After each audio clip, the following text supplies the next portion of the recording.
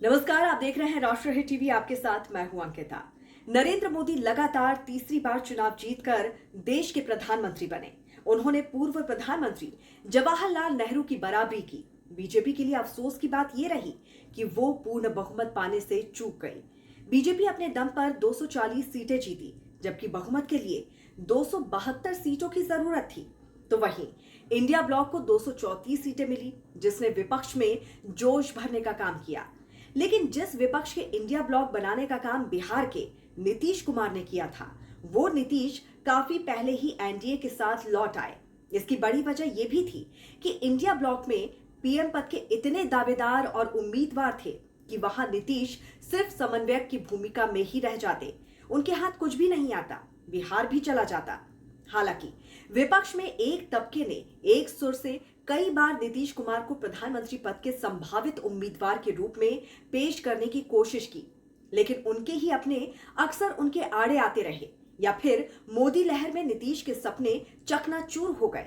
हालांकि 2024 के लोकसभा चुनाव से पहले लालू यादव, राहुल गांधी और नीतीश कुमार का समीकरण जरूर बना।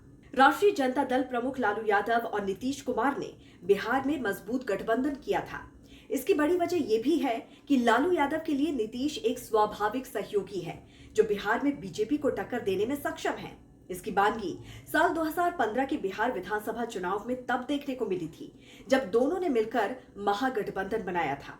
तो वहीं इन दोनों की डेडली कॉम्बिनेशन के साथ राहुल गांधी का साथ पीएम मोदी को चुनौती देने के लिए मजबूत विपक्ष का गठबंधन बन सकता है। राहुल गांधी को उनकी भारत जोड़ो यात्रा ने सियासी तौर पर मजबूती दी और लोकसभा चुनाव में कांग्रेस को मिली 99 सीटें इसका सबूत हैं।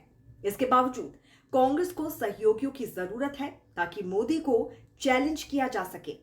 अब जैसे कि चर्चा तेज हो रही है कि लालू ने नीतीश को वापस आने का न्योता दिया है, तो इसके पीछे की वजह समझना जरूरी है। विपक्ष ने इंडिया ब्लॉक के तहत लोकसभा चुनाव लड़कर देख लिया। तीसरी बार भी विपक्ष की एकता मोदी के सामने धरी की धरी रह गई। इंडिया ब्लॉक अपनी फूट का भी शिकार हुआ है। क्षेत्रीय स्तर पर सहयोगी पार्टियों में भयानक झगड़े हैं। हरियाणा और दिल्ली में आम आदमी पार्टी और कांग्रेस के रिश्ते सब साफ कर देते हैं।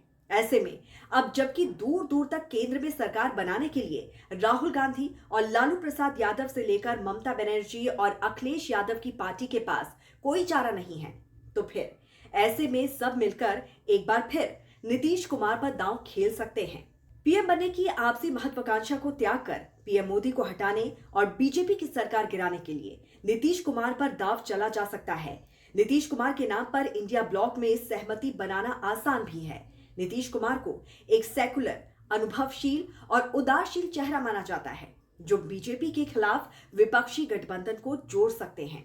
वैसे भी बिहार के मुख्यमंत्री नीतीश कुमार लंबे समय से केंद्र में अपनी भूमिका तलाश रहे हैं। वो एक अनुभवी नेता हैं, जिनका प्रशासनिक रिकॉर्ड मजबूत है।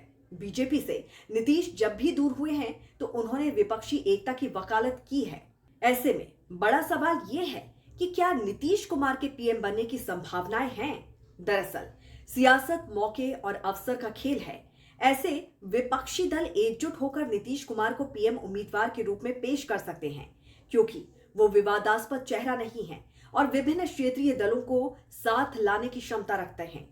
नीतीश कुमार के पास एक स्वच्छ छवि और सुशासन बाबू के रूप में पहचान है। ऐसे में अगर नीतीश यूटर्न लेते हैं, तो फिर बीजेपी के पास प्लान बी क्या है? तो इसका जवाब यह है कि फिर केंद्र की सरकार बचाने के लिए बीजेपी के पास महाराष्ट्र से समर्थन मिल सकता है।